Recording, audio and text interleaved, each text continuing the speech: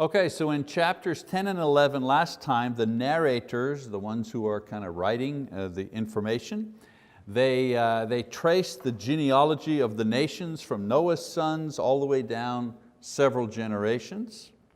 And we looked at possible national origins derived from the names of these people and the names found in early civilizations. That's how, if you're wondering, how do they hook up? Well, similar names of early peoples, similar language and references can be brought back to one of the three individuals here.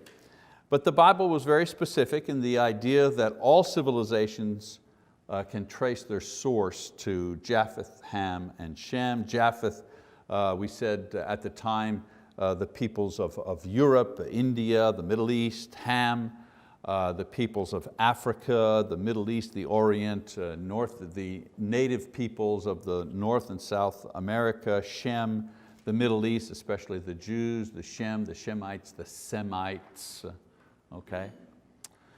The key idea, of course, as I've mentioned, was that all civilizations originally descend from these three, and God puts this in the Bible to give us that information.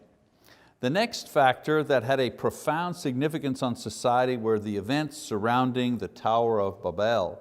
And people say it so many different ways: Tower of Babel, Tower of Babel, Tower of Babel, Tower of Babel, Tower of Babel. There's a million ways to say it, but I've looked at the phonetics of it, and the phonetics say the pronunciation should be B-A-W-B-E-L, so Babel.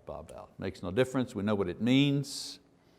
God tells the people, of course, to fill the earth at this time. But man does exactly the opposite. He concentrates in one place, falls into a form of paganism. God separates them by multiplying the languages. It was, instead of starting a civil war, He just confuses the languages so that they can't talk to each other and understand each other, and so they begin to form similar groups that have similar languages and begin to drift away. This multiplication of languages set into motion the physical and geographic changes that resulted in different cultures, different physiologies, and different countries that we have today. It's not like we have 1 million different countries, right? There's only about 150 different nations, even going back to that time. So we then see two other writers pick up the story from Shem, who was the one who was writing the record that includes the Tower of Babel, that incident. So you remember I told you that the patriarchs, their sons, they're the ones that are recording this stuff, okay? Ultimately, Moses, we spoke about this at the very beginning of Genesis, but for those of you who weren't there, ultimately what Moses does is he gathers these records and puts them together to create the book of Genesis. We know Moses is the one who recorded it, who actually put it down into writing. But he wasn't there at the beginning of the world, obviously. He wasn't there at that time. So he's working from oral tradition, written tradition, so on and so forth. We talked about this at the beginning of Genesis. So that's why I am mentioning this is the record of Terah, this is the record of Shem. Different ones picked up the story and kept writing it or moved the oral tradition forward. Okay? So now Terah, a descendant of Shem, we've got the three, Japheth, Ham, Shem. Okay, so now Shem, we're going to zero in on Shem, and one of his descendants is Terah, a descendant of Shem. He provides a very short record that includes the genealogy from Shem to himself and then down to Abram, who was later to become Abraham. So the story now shifts from a wide view of society and the world. The Bible has given us now the details of how the world began, how it and society got to be the way it is, through the sin of man and through the flood, and now the Tower of Babel and the difference of languages. We got the wide view of how things happen. Now, as I mentioned to you, the writers are going to now focus in a tight shot, a very up close and personal shot of just one person. Okay? It will now remain in this close-up mode until the very end in order to show how God will bring onto the stage of humanity the Savior, Jesus Christ. You have the wide view, how did the world begin? Why is it the way that it is? And once we've established that, it zooms into Abram. And from then on, it just follows Abram and his descendants all the way to Jesus Christ. Okay? So after Terah's record, another writer, this time Isaac, will continue telling the story of Abraham. Okay? His son is telling the story. He begins by naming the three sons of Terah and a little bit of their history. Let me just change this over here. In chapter 11, 27 to 32, Haran died young. Nahor married Haran's daughter. And then Abram married his half-sister who is said to be barren. Now we don't have any details, but Terah packed up part of his family, and that would include Abram and Sarai and Lot, who was the child of his dead son Haran, and he was headed to Canaan. But he only got as far as the city of Haran, which is probably a city that his dead son built. So the story of Terah ends here. He may have refused to go on, he may have been sick and died, we don't know. All we know is that his original journey was to Canaan, but he never made it. So this sets the scene for the life and the call of Abram. So let's go to chapter 12, beginning in verse 1, now that we've set up the story, and let's read about the life of Abraham and the call that he received. Chapter 12, beginning in verse 1. It says, "Now the Lord said to Abram, go forth from your country and from your relatives and from your father's house to the land which I will show you. And I will make you a great nation, and I will bless you and make your name great, and so you shall be a blessing. And I will bless those who bless you, and the one who curses you I will curse, and in you all the families of the earth will be blessed." So Abram went forth as the Lord had spoken to him, and Lot went with him. Now Abram was 75 years old when he departed from Haran. Abram took Sarai his wife, and Lot his nephew, and all their possessions which they had accumulated, and the persons which they had acquired in Haran. And they set out for the land of Canaan. Thus they came to the land of Canaan. Abram passed through the land as far as the site of Shechem to the oak of Moreh. Now the Canaanite was then in the land. The Lord appeared to Abram and said, "To your descendants I will give this land." So he built an altar there to the Lord who had appeared to him. Then he proceeded from there to the mountain on the east of Bethel and pitched his tent with Bethel on the west and Ai on the east. And there he built an altar to the Lord and called upon the name of the Lord. Abraham journeyed on, continuing toward the Negev. So Terah has died, and the Lord calls Abraham to leave Haran to finish the journey to Canaan. Let me just show the map here. Here's a little map. I want to see how, well, it doesn't look very big there, but can you spot, look at the very bottom there to your right where it says Ur.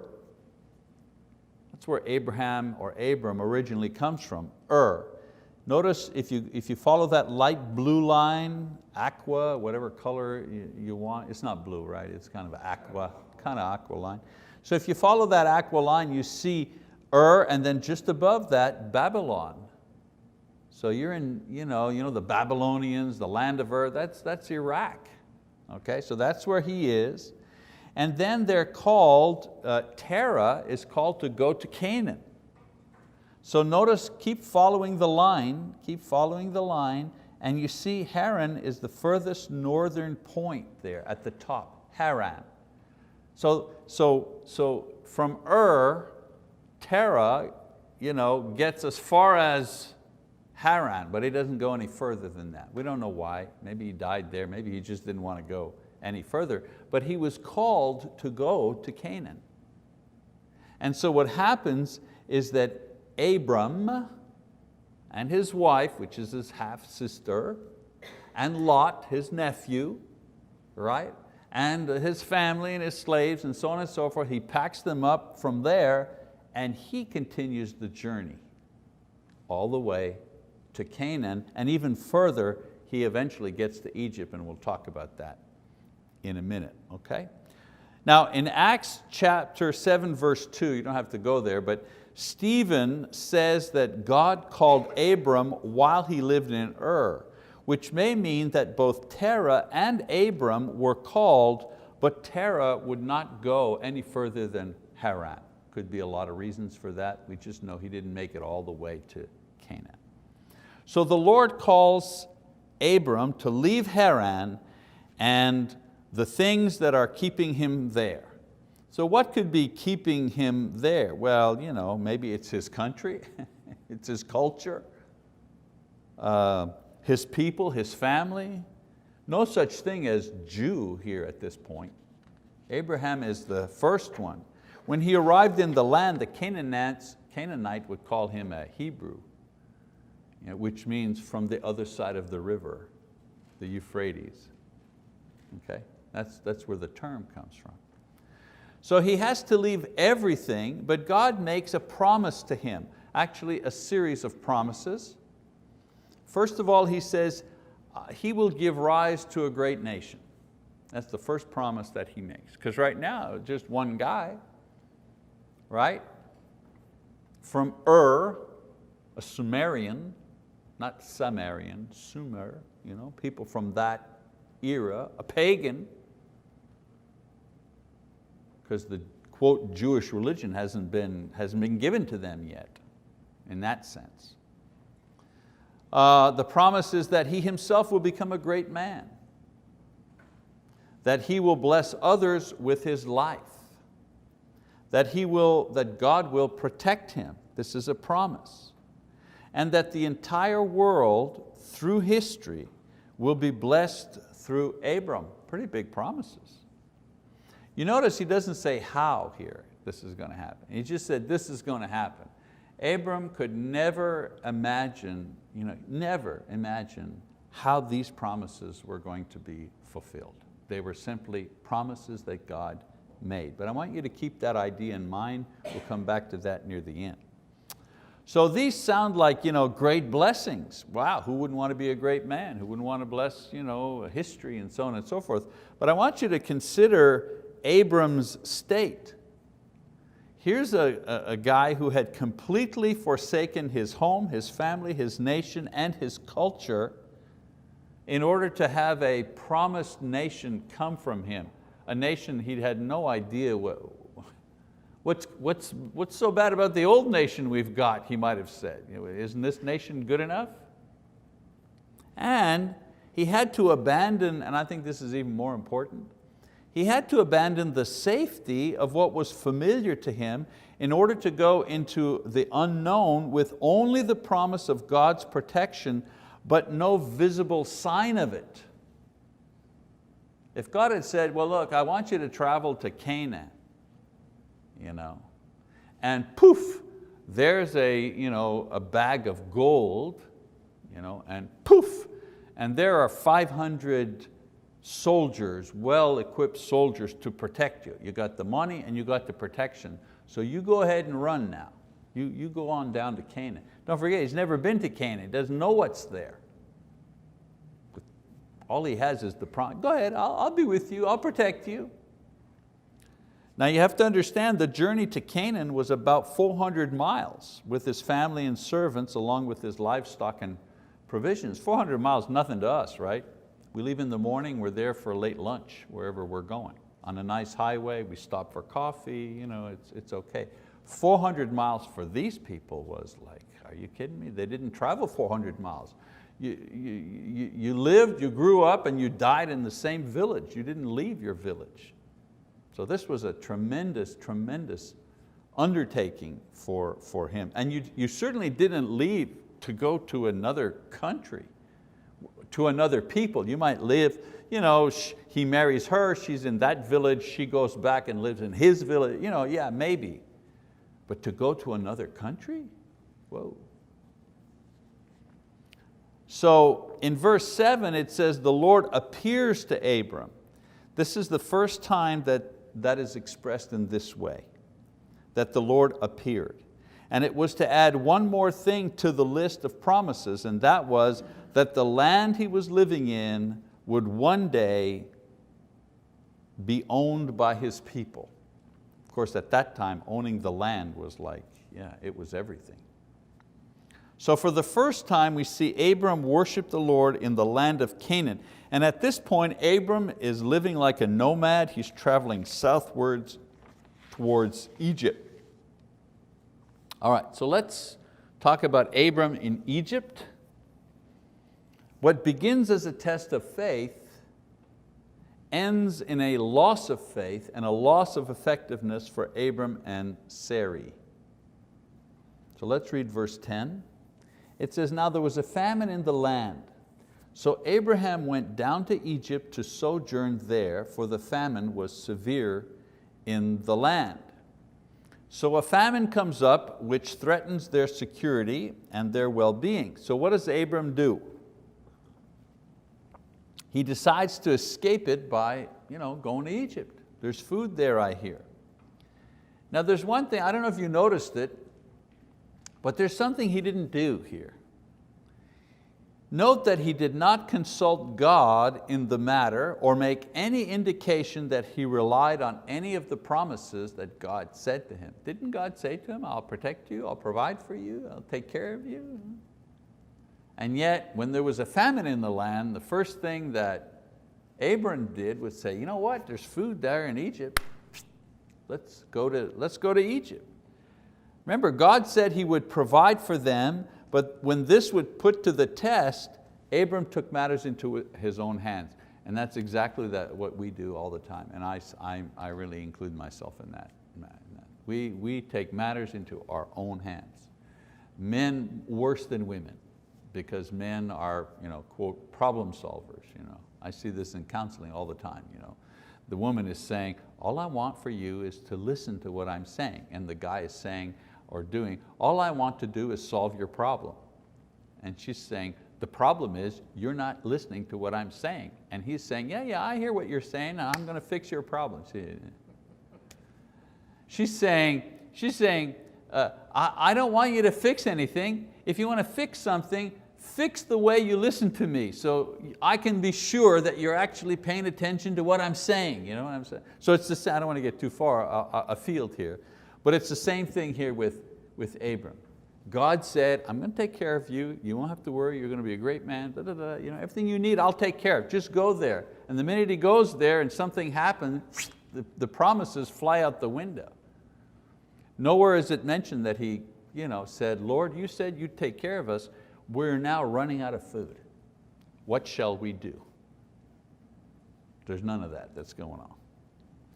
So going to Egypt, seems like a good idea. It was close by, prosperous. They had no home or family in Canaan to hold them back. Again, the problem was God had told him to go to Canaan, not to Egypt. Don't go to Egypt, go to Canaan. And God had promised, as I said, to care for them, and that didn't change even if there was a famine. And Egypt, of course, was a pagan and immoral place that had food, but there was also a lot of temptation there. A lot of temptation. Verse 11 to 13. It says, it came about when he came near to Egypt that he said to Sarai, his wife, see now, I know that you are a beautiful woman, and when the Egyptians see you, they will say, this is his wife, and they will kill me, but they will let you live. Please say that you are my sister, so that it may go well with me because of you, and that I may live on account of you. Now in those days, a foreigner had no rights, much different than it is today, of course. And a beautiful woman, especially a beautiful foreign woman, was actually a profitable commodity. A beautiful foreign woman unattached, you could take her and you could sell her. Okay? So once in Egypt, they saw that there was danger of being killed or enslaved. And for this reason, they concocted a plan whereby they said that they were brother and sister, which was, well, it was partly true. She was his half-sister. Okay? But you know what they say? A half-truth is a whole lie. Yeah, right. So if someone wanted to take her, they would then have to negotiate with Abram. That was the point. If it's the husband, you can't take her without getting rid of him. You can't negotiate for his wife. But if it's the brother has the right of negotiation. So they also forgot God's other promise, and that was to protect them from harm. So let's keep reading this story. I know it's very familiar, we've read it before, but it says, it came about when Abram came into Egypt, the Egyptians saw that the woman was very beautiful. Pharaoh's officials saw her and praised her to Pharaoh, and the woman was taken into Pharaoh's house. Therefore he treated Abram well for her sake, and gave him sheep and oxen and donkeys and male and female servants and female donkeys and camels. So not only was Sarah noticed, she was noticed by the princes who served the Pharaoh. They praised her. The Hebrew word halal there was used for praise in worship actually.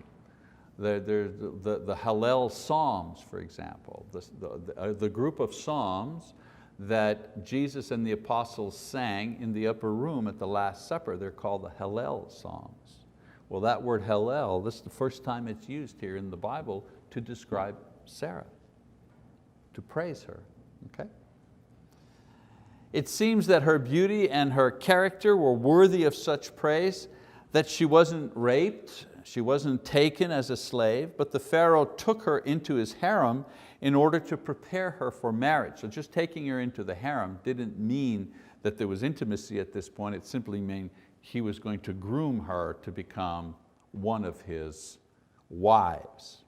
So the plan is working well. A lot of people are blaming Abram here, but you don't hear Sarai speaking up. You don't hear her saying, hey, wait a minute, I thought God promised us all these things. What's the matter with you? Why should we do this? We shouldn't do nothing. This is a plan that they concocted together. They were in it together. So they figure the plan's really working well. They avoided the famine, they avoided attack, and they're getting wealthy at the hand of the king. Are you kidding me? We got power, we got the inn, we're connected in this place, nobody's bothering us. Okay, this little thing of maybe you're in the king's harem, okay, maybe. But this plan was also causing some problems. They were losing each other, of course. But as far as our story is concerned, they were jeopardizing the seed of promise, because the seed of promise was supposed to go through Abraham. And so now they're jeopardizing that Sarai would bear a child from the king of Egypt, the Pharaoh of Egypt, would have spoiled that particular plan. And they were also forfeiting all the promises of God. So it was a long-term loss for a short-term gain. Again, I keep repeating all the time, human nature has not changed in 3, 4, 5,000 years. As human beings, we continue to make short-term decisions, not looking at the long-term consequences. So verse 17 it says, but the Lord struck Pharaoh and his house with great plagues because of Sarah, Abraham's wife. Then Pharaoh called Abraham and said, what is this you have done to me? Why did you not tell me that she was your wife? Why did you say she is my sister so that I took her for my wife? Now then, here is your wife, take her and go. Pharaoh commanded his men concerning him, and they escorted him away with his wife and all that had belonged to him. So at this point, God intervenes. Now we don't know what or for how long, but Pharaoh's family and household begins to suffer plagues. And in some way he is made to understand that the cause of it is Sarai and that she is Abraham's wife. Maybe she herself told one of the other wives, and you know how news travels. He's also made to understand that these people are protected by God. Otherwise, let's face it, he would have killed them both. What does he care? Life is cheap. Life is cheap. Or he would have killed Abram and kept Sarai and sold her as a slave. So we see instead that Pharaoh does the opposite. He gives a sharp rebuke to Abram, and in the rebuke the king reproaches him not only for his deception but for his lack of faith. I want to tell you something. It's one thing to be rebuked by a brother in Christ or an elder or a minister, to call you out on your stuff, on your hypocrisy or blah, blah, blah from the pulpit or whatever it is.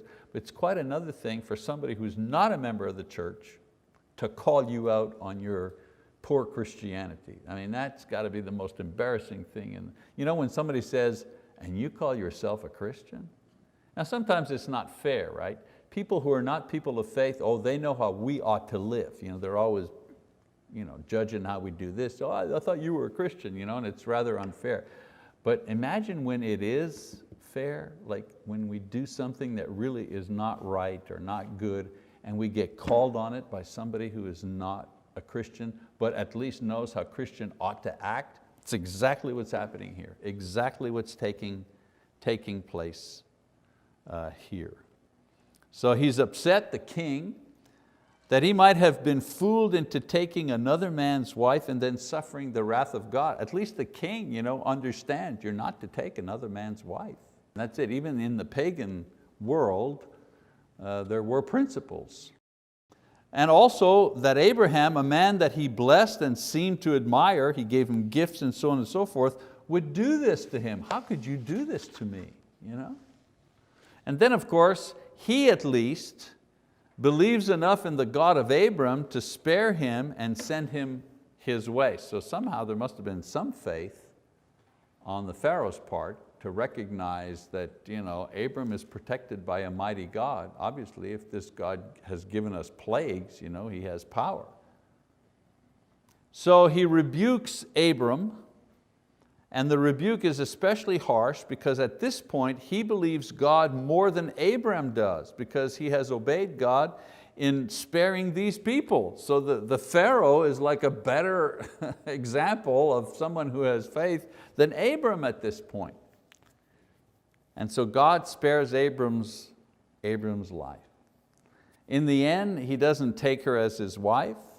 He allows Abram to keep all of his wealth, and he assures them the protection that they need to have in order to leave the country. We'll escort you out. All right? All right, we'll stop the passage there, and I want to kind of do a couple of lessons that we can draw from this here. Abram's early experiences in his walk with God provide some important lessons for us even today. Remember I told you 5,000 years ago, 3,000 years ago, people never change. So here's one lesson. It's about faith and not famine. Now you can change that word famine to something else there. You can change it to your sore back. You can change it to I can't find a job.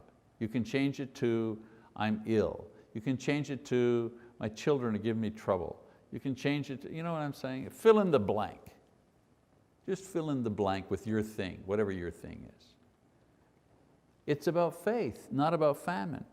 We see the small picture, God sees the big picture, obviously. Abram, all he saw was food as the problem, and he compromised himself because of it. God used the famine as a way of testing Abram's faith. Ultimately, Abram would be a model for faith. Imagine, he's the father of faith. So his first test of faith, he fails miserably. But the thing we need to remember is this was a test of faith, not a test of how to survive a famine. And so the famine served God's purpose in testing faith, not Abram's resourcefulness in finding food. That wasn't what it was about. For every believer since Abram until today, and until Jesus' return, it's always about faith, not famine or whatever else we want to put in that slot. It's exactly what I said to our brother that I mentioned before, who is in hospice and so on and so forth, 6 months roughly to live. It's exactly the words that I said to him. This is not about your illness. This is not about 6 months, 8 months, 14, beating the odds. This is not about that. This is about faith. This is about you holding on to the very end. Even though it's not fair, you're just getting your business going, you know what I'm saying? You're retired, you got a nice place, you'll be able to travel now, you know what I'm saying? It's all good, and then boom, this thing comes along and your life is gone. It's not about this thing, it's about your faith.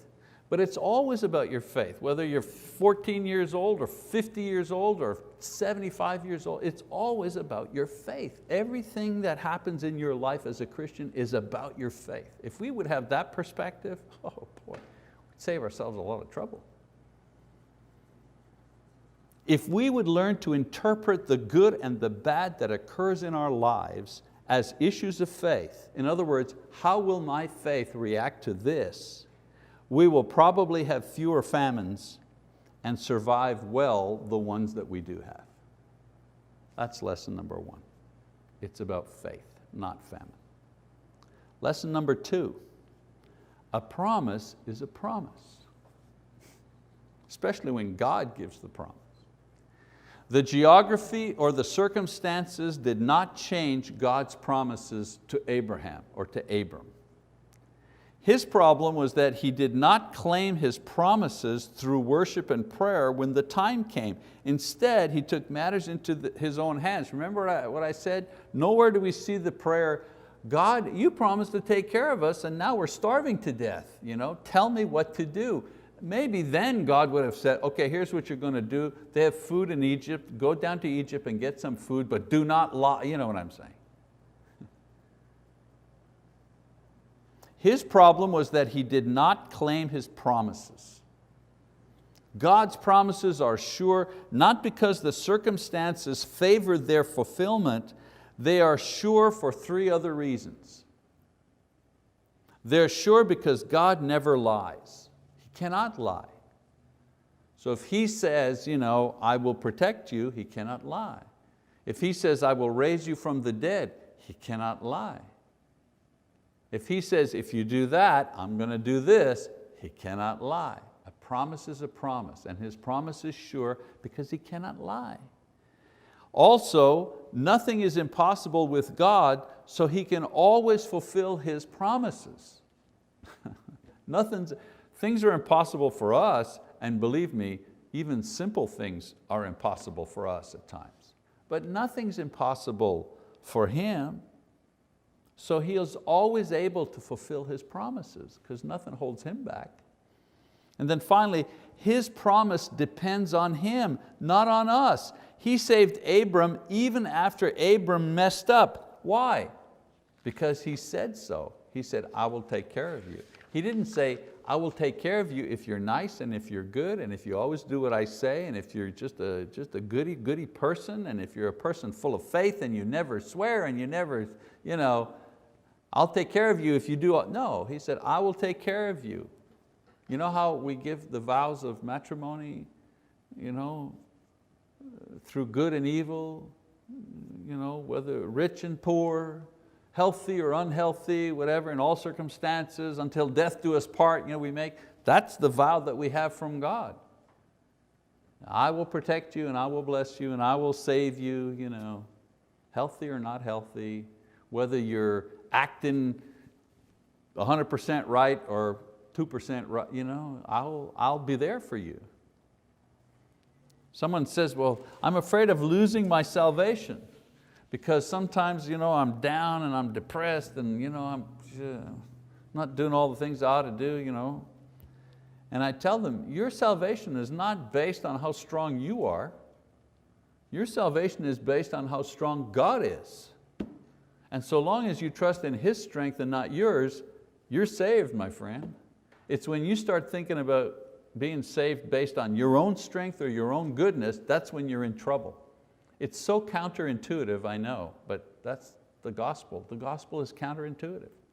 It's like being in a plane, you can't tell when you're upside down. A lot of pilots, I've never had this experience, but a lot of pilots say you have to trust your instruments, because if you're just going by your eyes and so on and so forth, it feels all wrong, but you have to trust your instruments. If your instruments tell you you're upside down, then you're upside down, you got to correct.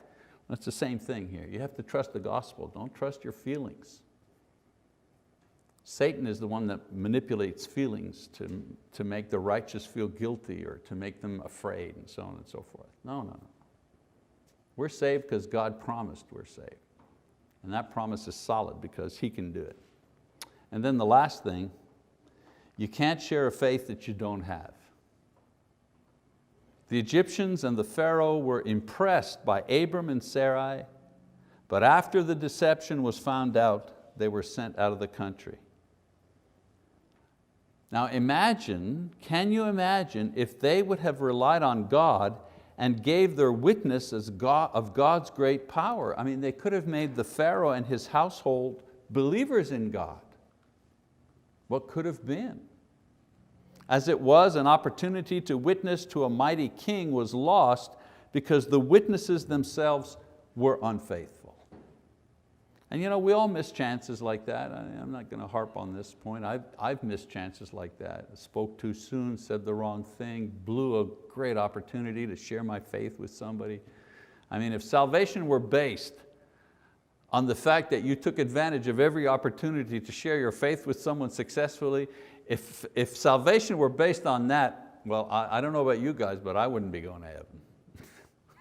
I wouldn't be going to heaven for sure. And that's what I'm supposed to be doing for a living, imagine. But still, had he done the right thing there could have been a fabulous reward. As it was, like I say, an opportunity was blown. We don't all come before kings, of course, but time and opportunity bring us close to a lot of people who are interested in us because they see the light of faith that's shining in us. They see that light. They want to know what's different. So we need to be careful that our actions don't contradict the faith that we profess to have. We say we have faith, but we have to make sure that those actions back up that particular faith. Okay, so that's lesson 27. I don't want to go further because we're going to open another chapter here, and I'd rather just cut it short a little bit, and then we can do whole sections at a time.